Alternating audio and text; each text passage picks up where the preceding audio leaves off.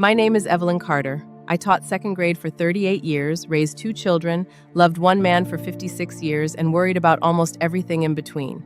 I worried about money, appearances, mistakes, other people's opinions, and futures that never even happened. I'm 92 years old, and most of the things that once kept me awake at night mean absolutely nothing to me now. But I learned that lesson after wasting decades. Let me save you some time.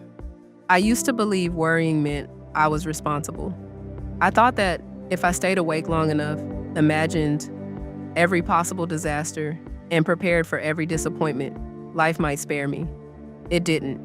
Life came anyway. The good came, the painful came, and most of my worrying changed nothing. The first thing I stopped caring about was impressing people. When I was younger, I wanted my house to look perfect, my children to behave perfectly, and my clothes to make people think I had everything together. I spent money I didn't have to impress people who weren't thinking about me nearly as much as I imagined. One Sunday, I apologized to a guest because 2 of my dinner plates didn't match. She looked at me and said, "Evelyn, I came to see you, not your dishes." I laughed then, but that sentence stayed with me for 50 years. People who love you don't need a performance, and people who require one will never be satisfied. These days, I choose comfort over approval, honesty over appearance, and peace over applause. The second thing I stopped doing was explaining every decision. I used to give long speeches whenever I said no. I thought people needed to understand my reasons before I was allowed to protect my time. But explanations often become invitations for a negotiation. The more reasons I offered, the more people tried to solve them. Eventually, I learned that "I won't be able to do that" is a complete sentence. It isn't rude. It is clear. You do not have to put your peace on trial. Sometimes the kindest thing you can give another person is an honest answer. The third thing I stopped caring about was whether someone else's life looked better than mine. Comparison has been around much longer than social media.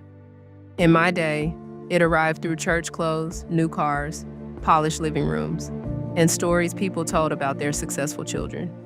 For years, I compared our little house to my sister's larger one. I compared my husband's salary to other men's. I compared my children's achievements to their cousins.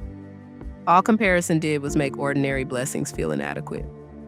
A rose does not become less beautiful because another flower is taller. Your life does not become smaller because someone else is standing in a brighter room. The fourth thing I stopped waiting for was an apology. Some people know exactly what they did. Some have forgotten. And some have rewritten the story so many times that they now believe they were the one who suffered. I once waited 12 years for a relative to admit she had betrayed my trust. Every family gathering, I watched her face, hoping she would finally say the words. She never did. I eventually realized I had given her control over a part of my life she wasn't even thinking about. Forgiveness does not mean the hurt was acceptable. It means you have decided the person who hurt you will no longer occupy a room in your mind without paying rent. I released her, and in doing so, I released myself. The fifth thing I stopped caring about was looking young. I spent years covering gray hair, hiding wrinkles, and feeling embarrassed whenever my body reminded me that time was passing. But these hands held feverish children. These lines formed through laughter, grief, sunlight, and years of showing up. My face is not damaged.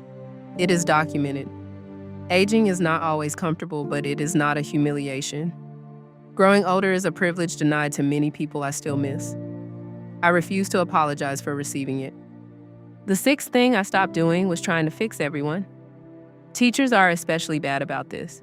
We think every problem needs a lesson, every mistake needs correction, and every confused person needs our guidance.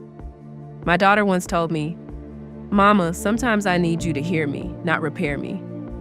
That hurt my pride, but she was right.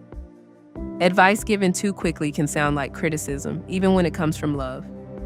Now I ask one question. Do you want my advice or do you want my company? You would be surprised how often people simply need someone willing to stay beside them. The seventh thing I stopped doing was saving good things for later. For years, I kept a beautiful set of china behind glass. It was too special for an ordinary Tuesday, too delicate for children, too valuable for daily life. Then one day, While cleaning that cabinet, I realized most of those cups had spent more time waiting to be used than being enjoyed. So I made tea in the prettiest one.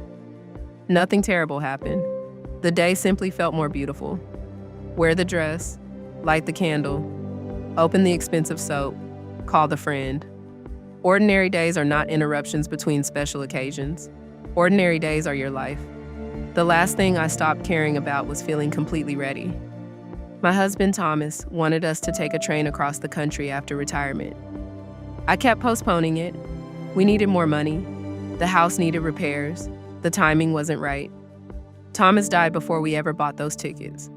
For a long time, I could not look at a train without remembering all the reasons I had given him to wait. That is the trouble with waiting for the perfect moment. Life does not promise to remain still while you prepare. At 81, I finally took that journey alone. I carried Thomas's photograph in my handbag and placed it beside the window.